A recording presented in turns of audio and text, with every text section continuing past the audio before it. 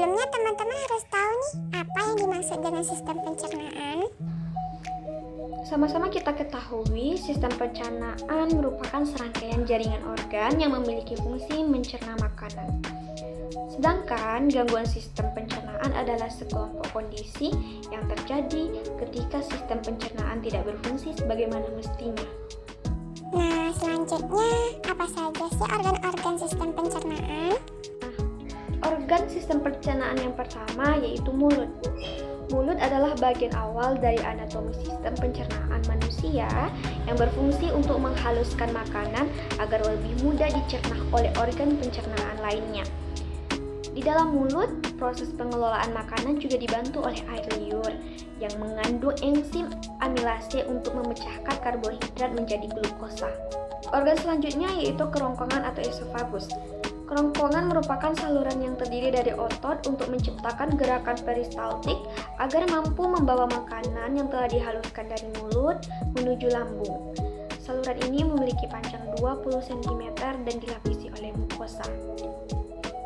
Selanjutnya yaitu lambung. Lambung merupakan anatomi sistem pencernaan manusia yang berbentuk menyerupai huruf J dan terletak di perut bagian kiri atas. Fungsi lambung dalam sistem pencernaan adalah untuk mengelola makanan menjadi bagian-bagian yang lebih kecil dan berbentuk setengah padat. Organ selanjutnya yaitu usus halus. Usus halus adalah saluran pencernaan yang bertugas menyerap berbagai macam nutrisi dari makanan, seperti karbohidrat, lemak, protein, vitamin, serta mineral. Saluran ini memiliki panjang hingga 7 meter dan terdiri dari 3 bagian, yaitu usus 12 jari, usus kosong, serta usus penyerapan. Selanjutnya yaitu pankreas. Meski tidak dilewati oleh makanan, pankreas memiliki peran yang penting dalam sistem pencernaan, yaitu untuk menghasilkan enzim pencernaan guna memecah berbagai macam nutrisi dalam makanan. Pankreas juga bertanggung jawab untuk memproduksi hormon insulin yang berfungsi menjaga kadar gula darah normal dalam tubuh.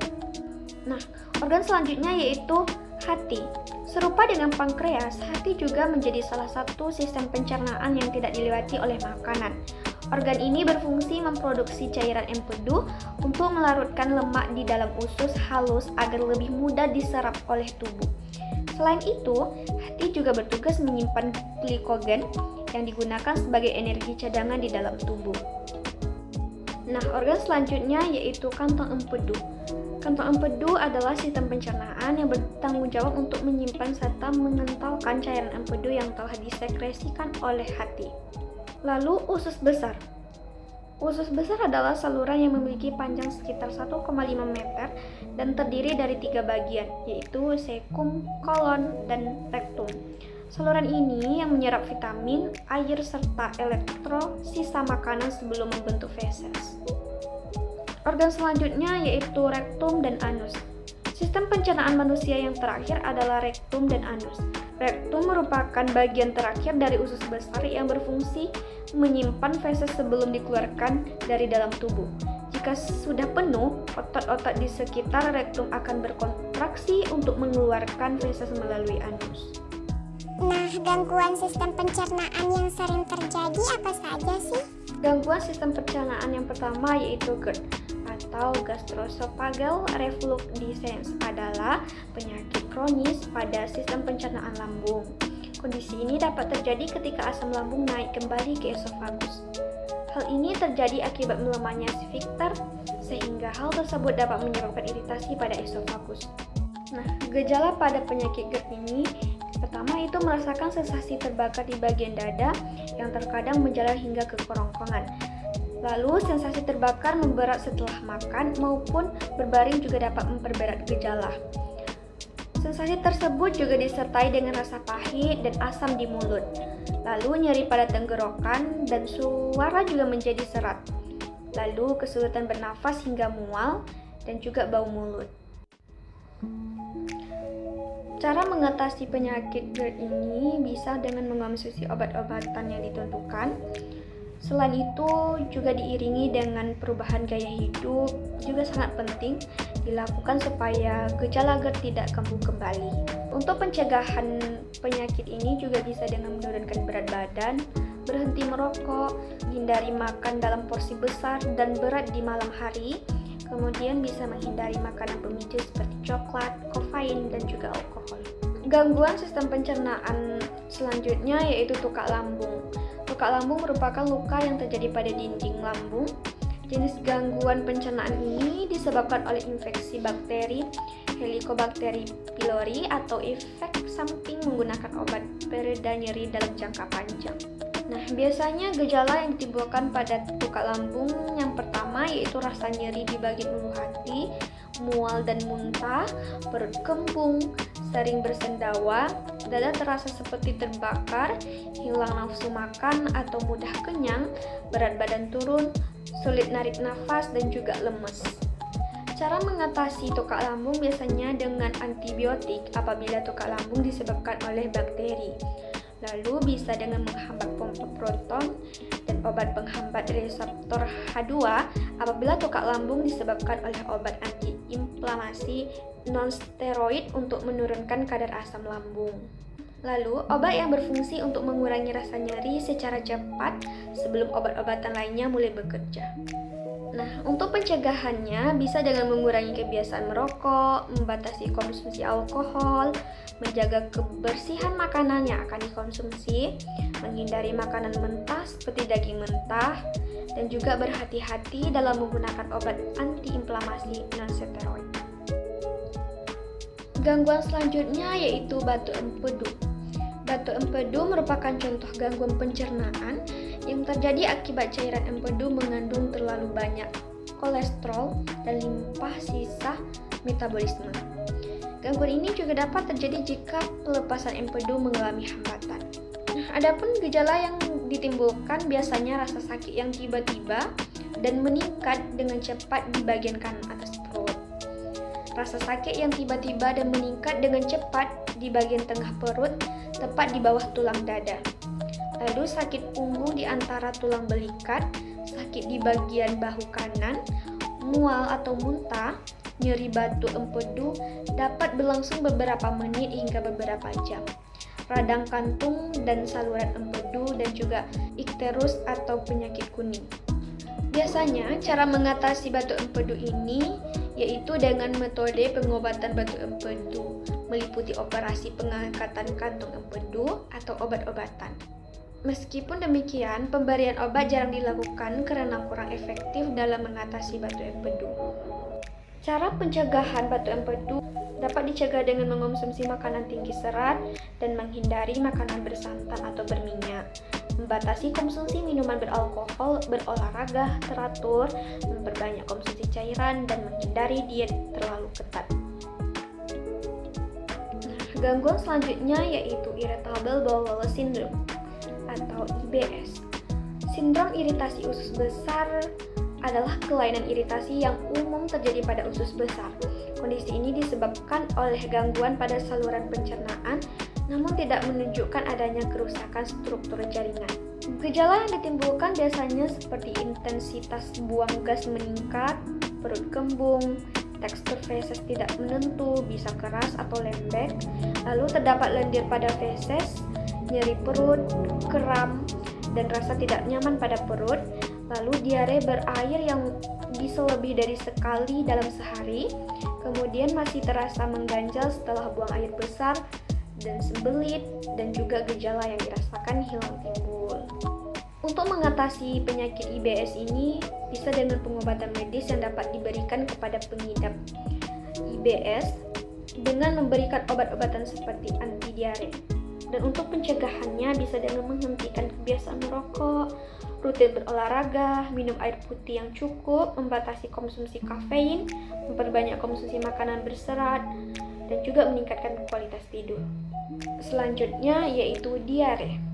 Diare merupakan penyakit yang membuat penderitanya sering buang air besar dengan kondisi tinja encer atau cair. Pada umumnya, diare terjadi akibat mengonsumsi makanan dan minuman yang terkontaminasi virus, bakteri, atau parasit. Nah, dengan gejala yang ditimbulkan yaitu perut mulas, buang air besar cair, atau bahkan berdarah, sulit menahan buang air besar, pusing, lemah, dan juga kulit terasa kering. Diare dapat diatasi dengan pengobatan utama diare, yaitu mencegah dehidrasi.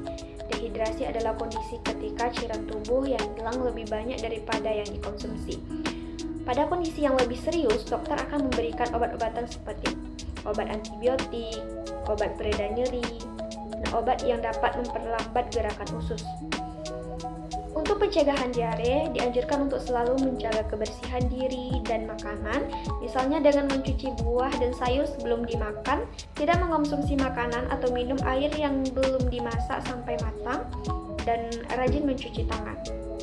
Gangguan selanjutnya yaitu sembelit. Sembelit adalah kondisi di mana mengalami keluhan susah buang air besar. Hal ini disebabkan oleh penurunan aktivitas usus. Menurunnya kerja usus mengakibatkan kotoran yang melewati usus bergerak lebih lambat dari biasanya, sehingga feses menjadi keras dan menyebabkan sembelit pada seseorang.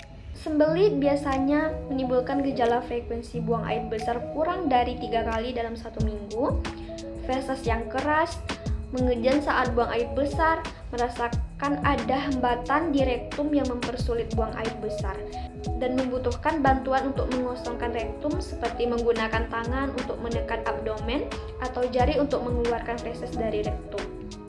Untuk cara mengatasi dan pencegahan sembelit ini bisa dengan minum air lebih banyak, tambahkan konsumsi buah-buahan, sayuran, biji-bijian, dan makanan berserat tinggi lainnya, kemudian bergerak atau berolahraga, latih otot-otot untuk membuang air besar pada waktu yang sama setiap harinya, dan juga konsumsi probiotik secara teratur seperti yang ada di dalam yogurt dan kefir. Selanjutnya yaitu gangguan wasir.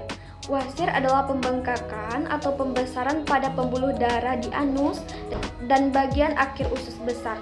Kondisi ini dapat menyebabkan rasa mengganjal atau nyeri di area dubur dan keluar darah saat buang air besar akibat tingginya tekanan di pembuluh darah, rektum, dan anus. Dengan gejala mengeluarkan darah saat buang air besar, keluar lendir setelah buang air besar, terdapat benjolan yang tergantung di luar anus, daerah sekitar anus terasa gatal dan juga terjadi pembengkakan dan timbul rasa nyeri serta kemerahan di sekitar anus. Untuk cara mengatasi wasir, yaitu dengan obat-obatan yang diminum, biasanya obat anti nyeri untuk mengurangi rasa perih atau sakit di sekitar anus. Selain itu, obat pencahar juga bisa digunakan untuk melancarkan buang air besar sehingga tidak memperparah gejala wasir. Jika wasir tidak kunjung sembuh atau bahkan semakin parah sampai menimbulkan bahaya, beberapa prosedur penanganan wasir yang umum dilakukan, yaitu meliputi pengingkatan wasir atau ligasi pita karet, kemudian prosedur akulasi, lalu kauterisasi, dan juga operasi pengangkatan wasir. Wasir bisa dicegah dengan konsumsi makanan yang kaya akan serat, banyak minum cairan, jangan mengejan berlebihan saat buang air besar, jangan menunda buang air besar, berolahraga, dan juga hindari duduk terlalu lama. Selanjutnya yaitu divertikulitis. Divertikulitis adalah infeksi atau peradangan pada divertikula, kantong-kantong kecil yang menonjol yang bisa terbentuk di usus. Terjadi karena pencernaan makanan yang bergerak sangat lambat melalui usus besar. Tekanan yang diakibatkan makanan dari feses pada usus besar ini dapat menyebabkan beberapa titik usus besar menjadi lemah, sehingga terbentuk abses kecil pada dinding kolon. Gejala yang ditimbulkan biasanya yaitu kram dan nyeri perut bagian bawah yang awalnya tidak teratur, tetapi akan semakin sering dan terus-menerus. Lalu feses yang disertai darah, kembung, demam, menggigil, sembelit atau diare, dan juga kehilangan nafsu makan dan mual. Penyakit ini bisa diatasi dengan mencukupi kebutuhan cairan tubuh untuk mencegah dehidrasi, kemudian mengonsumsi makanan rendah serat saat nyeri perut masih dirasakan, kemudian memberi obat pereda nyeri. Apabila mengalami gejala yang parah, dokter akan memberikan terapi, antara lain memberikan terapi cairan dan nutrisi melalui infus, memberikan antibiotik melalui suntikan untuk mengatasi infeksi, memasang selang ke lambung NGT untuk mengosongkan isi lambung, dan juga menganjurkan prosedur operasi. Nah, untuk pencegahannya bisa dengan mengonsumsi makanan tinggi serat untuk melunakkan feses dan mengurangi tekanan di dalam saluran pencernaan, memperbanyak minum air putih untuk mengurangi resiko sembelit, olahraga secara teratur untuk menjaga fungsi usus dan mengurangi tekanan di dalam usus besar, dan berhenti merokok. Nah, demikianlah yang dapat saya sampaikan mengenai sistem pencernaan. Lebih dan kurang saya mohon maaf. Semoga video ini bisa bermanfaat bagi saya sendiri dan teman-teman semuanya. Wassalamualaikum warahmatullahi wabarakatuh.